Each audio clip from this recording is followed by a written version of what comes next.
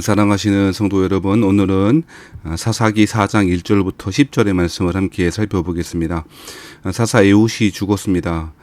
이후로 이스라엘 사람들은 또 여호와의 목전에 악을 행했다라고 이야기하고 있습니다. 이스라엘은 반복되는 죄악의 역사라고 그렇게 이야기해도 틀리지 않을 것입니다. 하나님의 구원과 하나님의 능력을 경험했음에도 불구하고 여전히 하나님 앞에서 악을 행하고 있는 이스라엘 사람들을 묘사해 주고 있죠. 그때의 이스라엘을 지배하던 사람들은 가나안 왕 야빈이었고, 그리고 그 가나안 왕 야빈의 군대 장관은 하로셋 학고임에 살고 있는 시스라라고 하는 군대 장관이었습니다. 이 가나안 왕 야빈은 그 힘의 근거가 철병거 900대라고 그렇게 이야기하고 있습니다. 철병거라고 하는 것은 당시에 굉장히 큰 아주 힘 있는 무기였을 것입니다. 왕정시대에 가서도 이스라엘 사람들은 사울과 다윗 정도만 철기 무기를 가지고 있었던 것을 보면 가나안 사람들이 철기 문화를 일찍이 받아들이고 그 철을 통하여 병거를 900대나 가지고 있었다는 것은 그의 힘의 근거가 되었을 것입니다. 이러한 철병거를 두려워했던 이스라엘 사람들은 20년 동안이나 이스라엘 자손들의 가나안 왕은 이스라엘 자손들을 심히 학대하였고 20년의 학대 기간이 끝에 이스라엘은 다시금 하나님께 부르짖고 있었다라고 이야기하고 있습니다. 이전에 메소포타미아 왕을 8년이나 섬겼고 모압 왕은 18년이나 섬겼다라고 그렇게 이야기했죠. 이번에는 20년이나 걸려서 하나님께 부르짖고 있습니다. 그저 견디는 것 외에는 방법이 없었을 수도 있고, 더 나아가서는 어쩌면 하나님께 부르짖기까지의 기간이 점점 늘어나는 것을 보면 그들의 마음이 점점 강팍해지고 있다라고 하는 것을 유추해 볼 수도 있을 것입니다. 하나님께 징계를 받고도 회개하지 않고 죄에서 벗어나지 못하고 결국 압제와 멸망 가운데 있게 되어지는 이스라엘 사람들의 그러한 모습을 잘 볼 수 있었던 것이죠. 하나님께서는 이러한 이스라엘 사람들의 강팍함에도 불구하고 그들의 부르짖음에 응답하셨습니다. 하나님은 랍비돗의 아내 여선지자 드보라라고 하는 사람을 이스라엘의 사사로 세우셨다라고 이야기하고 있습니다. 여성의 인권이 그렇게 존중되지 못하는 시대에 하나님은 드보라라고 하는 여인을 이스라엘의 사사로 삼으셨다라고 하는 것은 굉장히 인상적인 장면이라고 보여집니다.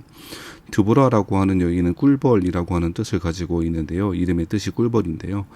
이름처럼 꿀벌처럼 열심히 하나님의 백성들을 섬기는 일을 하고 있었다라고 5절에 이야기하고 있습니다. 사사의 기본적인 업무 중에 하나가 바로 재판하는 일이었는데요. 그는 드보라는 에브라임 산지 라마와 베델 사이 드보라의 종려나무 아래에서 거주했고 이스라엘 자손은 그에게 나아가 재판을 받더라라고 이야기하고 있죠. 이렇게 재판하는 일을 잘 감당하고 있었던 드보라에게 하나님 말씀하시기를 아비노엠의 아들 바락을 납달리 게데스에서 불러다가 그에게 이르되 이스라엘의 하나님 여호와께서 이같이 명령하지 아니하셨느냐? 너는 납달리 자손과 스불론 자손 10,000명을 거느리고 다볼산으로 가라라고 이야기하고 있습니다. 하나님은 여사사 드보라에게 말씀하시기를 바락을 통하여 하나님의 백성들을 구원해내라라고 하는 명령을 주셨다라고 하는 것이죠. 그래서 7절 말씀에 보면 내가 야빈의 군대 장관 시스라와 그의 병거들과 그의 무리를 기손강으로 이끌어내게 이르게 하고 그를 내 손에 넘겨주리라 하셨느니라 라고 이야기하고 있습니다. 하나님은 분명히 야빈 왕을 물리치시고 시스라도 물리치실 것이다 라고 그렇게 이야기하고 있는 것이죠. 그때 바락의 반응이 무엇입니까? 8절 말씀에 보면 번개라고 하는 이름의 뜻을 가지고 있는 바락은 뭐라고 말하냐면 그에게 이르되 만일 당신이 나와 함께 가면 내가 가려니와 만일 당신이 나와 함께 가지 아니하면 나도 가지 아니하겠노라 하니 라고 이야기하고 있습니다. 이 말의 행간의 의미는 당신이 그렇게 말했으니 드보라 당신 나에게 그렇게 말했으니 당신이 먼저 그 말대로 해봐라. 당신이 먼저 나가 싸워보라. 그리고 나면 내가 한번 시도해 보리라 라고 하는 의미인 것이죠. 바락은 주저하고 있는 것입니다.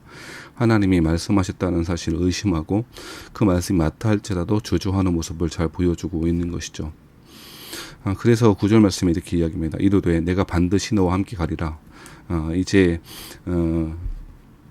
사사 드보라는 바락과 함께 가겠다고 이야기하고, 그렇지만 네가 이번에 가는 길에서는 영광을 얻지 못하리니 이는 여호와께서 시스라를 여인의 손에 파실 것임이라 하고, 드보라가 일어나 바락과 함께 게데스로 갔다라고 이야기하고 있습니다. 바락은 드보라가 동행해 줄 것을 요구했고요. 이것은 하나님의 약속을 전적으로 신뢰하지 못하는 모습을 보여주는 것이고요. 조건부로 받아들이는 모습인 것이죠.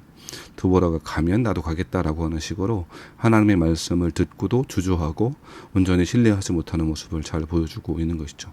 그래서 전쟁에서 이기는 그 승리의 영광을 여인에게 곧 나오겠습니다만 헤벨의 아내였던 야엘을 통해서 얻게 되겠다라고 하는 이야기를 하고 있는 것이죠. 결국 그 영광은 싸우는 바락, 번개라고 하는 이름을 가지고 있는 바락이 아니라 여인에게로, 야엘에게로 옮겨지게 되었다는 것이죠.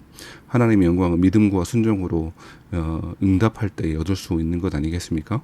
하나님이 주신 약속을 능히 이룰 줄 믿고 붙드는 그러한 신앙의 자세가 필요할 것입니다. 바락은 주저했습니다. 하나님의 말씀을 신뢰하지 못했던 것입니다. 승리의 비결은 철병거에 있지 않습니다. 승리할 수 있는 길은 하나님의 말씀을 신뢰하고 순종할 때에 하나님의 승리를 우리가 얻을 수가 있고 하나님의 영광 가운데 우리가 있을 수가 있는 것이죠.